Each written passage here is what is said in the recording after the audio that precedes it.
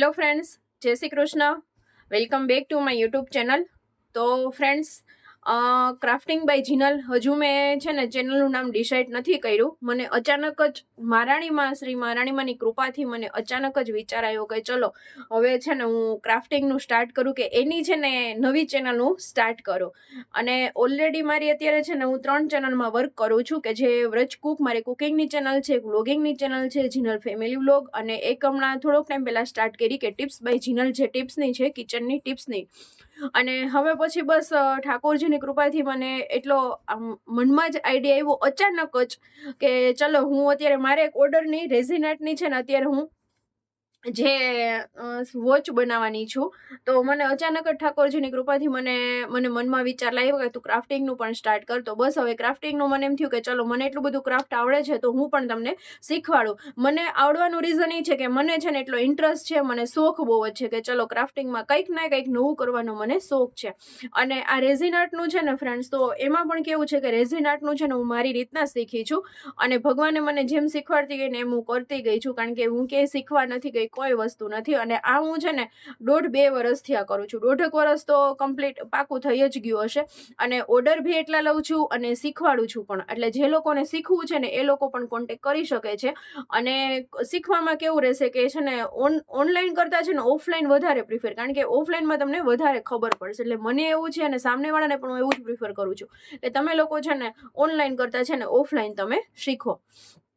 તો આ જે બેબી માટેની વોચ બનાવવાની છે ને, તમને જે થંબનેલ જોતા તો તમને ખબર પડી જ ગઈ હશે. બેબી માટેની વોચ છે ને, તો મેં કીધું ચલો હવે એને આજે જ હું અત્યારે સ્ટાર્ટ કરું છું, તો અત્યારે જ હું એને બતાવી દઉં કે કેવી રીતના છે ને કરવાનું. તો ચલો ફ્રેન્ડ્સ, અને હું બસ વીકલી હું તમને ક્રાફ્ટિંગનું શીખવાડતી જઈશ. એટલે જે બહેનોને ક્રાફ્ટનું, અને ભાઈઓને પણ, એવું નથી કે બહેનોને જ હોય છે, ભાઈઓને પણ હોય છે. તો જે બહેનો અને ભાઈઓને છે ને ક્રાફ્ટિંગનો શોખ હોય તો એ લોકો છે ને મારી ચેનલને સબસ્ક્રાઇબ કરજો અને લાઈક કરજો, અને તમારા જે ગ્રુપમાં છે ને શેર પણ કરજો, કે જે લોકોને ઇન્ટરેસ્ટ છે ને એ લોકો શીખી શકે. અને અત્યારે આ રેઝિન આર્ટનો ટ્રેન્ડ ચાલે છે ફ્રેન્ડ્સ, બહુ જ ટ્રેન્ડ ચાલે છે, કે તમને ખબર જ હશે. અને હું છે ને અમદાવાદથી બિલોંગ કરું છું, અને મૂળ અમે લોકો કાઠિયાવાડી છીએ. તો ચલો આજનો વિડીયો સ્ટાર્ટ કરીએ. અને હા ફ્રેન્ડ્સ, વિડીયો ગમે તો લાઈક, શેર અને સબસ્ક્રાઇબ કરવાનું બિલકુલ ભૂલતા નહીં. તો એના માટેનું છે ને મેં બેઝ લઈ લીધું છે, જે MDF બેઝ લીધું છે, અને એને છે ને મેં એક્રેલિક કલર કરી લીધો છે. તો મેં કીધું, અને જો હજી થોડો છે ને લીલો છે, બટ ચાલે, વાંધો ન આવે. એમાં છે ને મેં ફરતે ટેપ લગાડી દીધી. એનું રીઝન છે ને હું તમને આગળ કહીશ કે શું કામ મેં ટેપ લગાડી.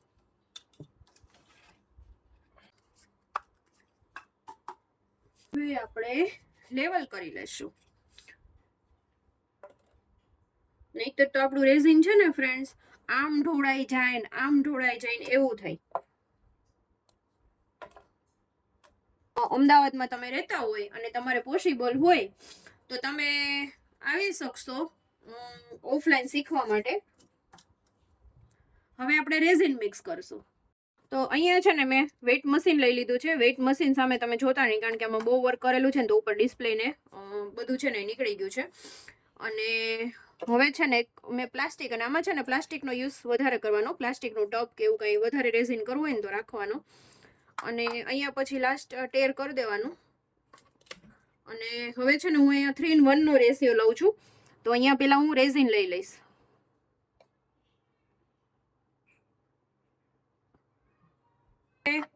મેં રેઝિન છે ને 126 લીધું છે. તો એને છે ને ભાંગી આપણે 3 કરી નાખવાના, એટલે 42 થાય છે.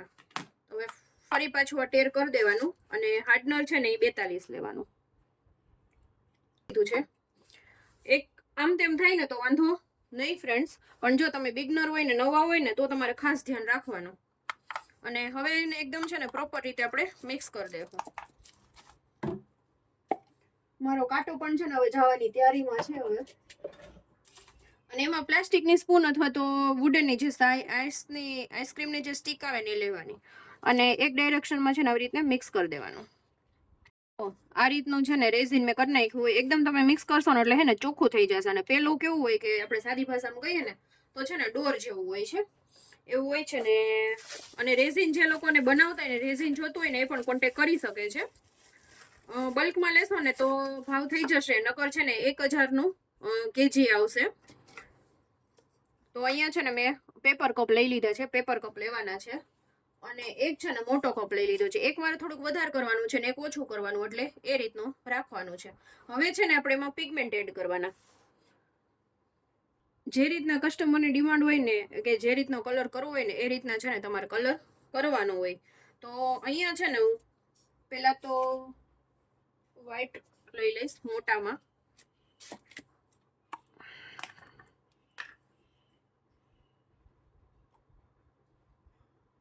આ છે ને પલ કહેવાય છે, એટલે એનાથી છે ને શાઇનિંગ મસ્ત આવે. પેલા થોડુંક એડ કરી દઉં.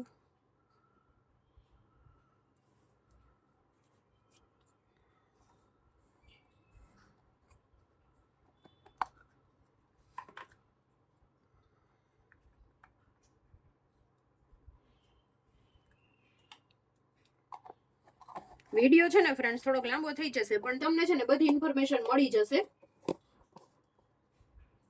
અને એકદમ વ્હાઈટમાં છે ને આ પણ છે, તો મેં એ પણ એડ કરી દઉં થોડુંક, એટલે એકદમ સરસ શાઇનિંગ આવે. હવે બીજો કલર આપણે જે એડ કરવાનો છે એમાં આપણે એડ કરશું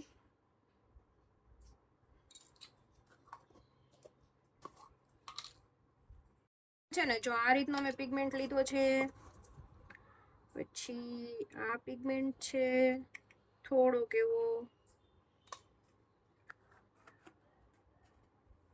એમાં છે ને 3-4 હું પિગમેન્ટ છે ને મિક્સ કરીશ.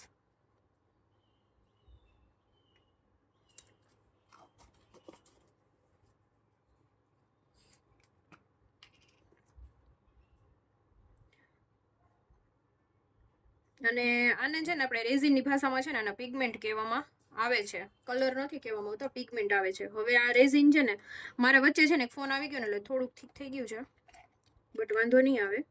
એકમાં થોડુંક વધારે એડ કરશું આપણે અને એકમાં થોડુંક ઓછું એડ કરશું.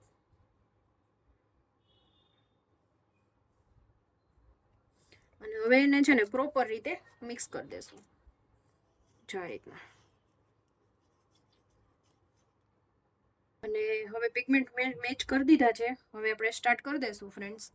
તો ઉપરનો છે ને મારે આ રીતનો કલર છે, થોડોક એવો જ છે હાફમાં.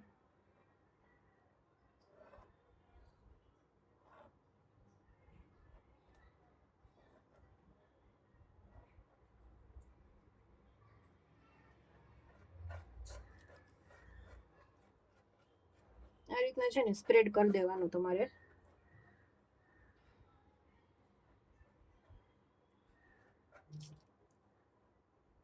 સ્ટિકની મદદથી જ સ્પ્રેડ કરવાનો.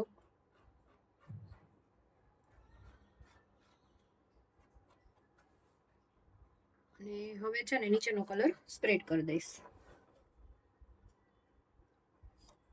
તમારે જે રીતના બનાવવું હોય એ રીતના તમે છે ને કલર મેચ કરી શકો છો. આ રીતના મારે છે ને કસ્ટમરની ડિમાન્ડ હતી કે આ રીતનો મારે કરવો છે. થોડીક છે ને તમે બિગનર હશો ને તો સ્પ્રેડ કરતા ને એવું છે ને તમને ફાવશે નહીં.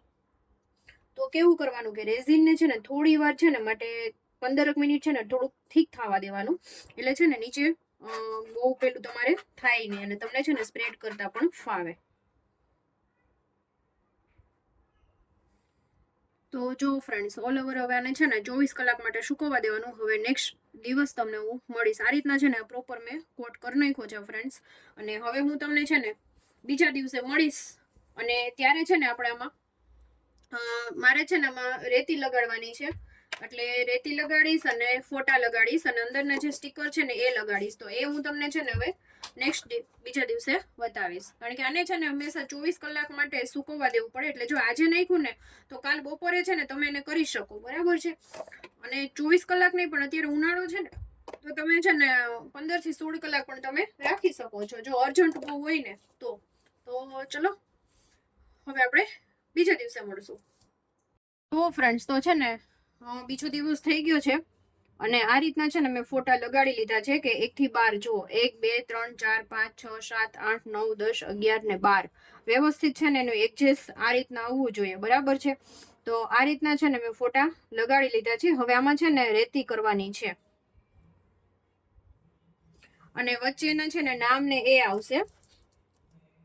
તો હવે છે ને મારે રેઝિન થોડું થોડું એડ કરીને અને રેતી નાખવાનું રહેશે. તો પહેલા મારે રેઝિન બનાવવાનું છે.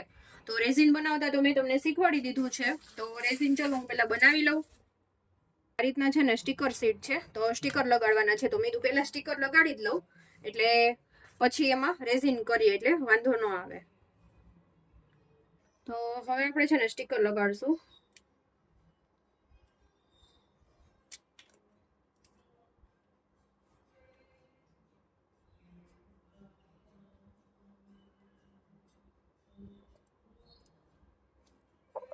આ છે ને એમ્બોસ સ્ટીકર છે, ઇન્સર્ટ પણ એમાં આવે છે અને મેટલ વિનલમાં પણ આવે છે. તો આ રીતના બધા સ્ટીકર છે ને હું લગાડી દઈશ. અને સારી રીતના મેં સ્ટીકર લગાડી દીધા છે. હવે મારે રેતી લગાડવાની છે, પણ હજી મેં રેઝિન બનાવ્યું નથી. તો પહેલા છે ને રેઝિન બનાવી લઉં, પછી આગળનું કરું. અને મેં જો આ સેન્ડ મૂકી દીધી, એટલે કે રેતી મૂકી દીધી અને ફરતે ફોટા અને સ્ટીકર. હજી આની ઉપર છે ને એક કોટ આવશે, ફાઇનલ કોટ. અને આ રીતના છે ને શંખ મૂકી દીધા જુઓ મેં, એટલે એને બધું છે ને રેઝિનમાં. અને અહીંયા એકદમ સરસ થઈ ગયો. અને સાથે છે ને ફ્રેન્ડ્સ હું પંચમાસી બનાવું છું. તો આનો વિડીયો છે ને હું સેપરેટ ક્યારેક તમારી સાથે શેર કરીશ કે પંચમાસી હું કેવી રીતે બનાવવાનું છું. આ બધી મારે ઓર્ડરની જ છે. તો બસ હવે જો આને કાલનો દિવસ હજી આને 12 કલાક, એટલે કે કાલનો દિવસ આને સુકવવા દઈશ. પછી કાલથી પાછું ફાઇનલ કોટ કરી નાખીશ. આ રીતના છે ને તમે રેઝિન મૂકીને અને રેતી છે ને આ રીતના મૂકવાની હોય છે. તો ફાઇનલ છે ને વોચ બની ગઈ જુઓ, છે ને એકદમ મસ્ત મજાની છે, તમને દેખાતું હશે પ્રોપર. તો આ રીતનું તમને વોચ મેં બનાવી ફ્રેન્ડ્સ, અને તમને શીખવાડી. તમને કેવું લાગ્યું? જો તમને વોચ ગમી હોય અને તમારે પણ શીખવું હોય આવા અવનવા વિડીયો ફ્રેન્ડ્સ, તો ચેનલને છે ને સબસ્ક્રાઇબ કરવાનું બિલકુલ ભૂલતા નહીં. અને તમારા ગ્રુપમાં પણ શેર કરવાનું ભૂલતા નહીં, કે જે લોકોને શીખવું છે એ લોકો ક્રાફ્ટની વસ્તુ, રેઝિન આર્ટની વસ્તુ શીખી શકે. તો છે ને એકદમ મસ્ત મજાની જો બેબીના છે ને 12 મંથના ફોટા આવી ગયા છે. પછી એને છે ને રેતી એડ કરવી હતી, રેતી આવી ગઈ છે.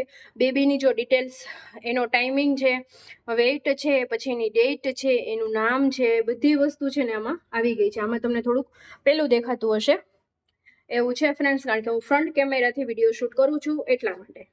તો આઈ હોપ કે આજનો વિડીયો તમને પસંદ આવ્યો હશે ફ્રેન્ડ્સ. વિડીયો પસંદ આવ્યો હોય તો લાઈક, શેર અને સબસ્ક્રાઇબ કરવાનું બિલકુલ ભૂલતા નહીં. તો મળતા રહેશું એક નવા ઇન્ટરેસ્ટિંગ ક્રાફ્ટ સાથે. ત્યાં સુધી જય શ્રી કૃષ્ણ, બાય બાય. અને હા ફ્રેન્ડ્સ, તમને જે ક્રાફ્ટ શીખવું હોય એ પણ તમે નીચે કોમેન્ટ સેક્શનમાં કોમેન્ટ કરજો કે મારે આ ક્રાફ્ટ શીખવું છે, તો હું તમને ક્રાફ્ટ શીખવીશ.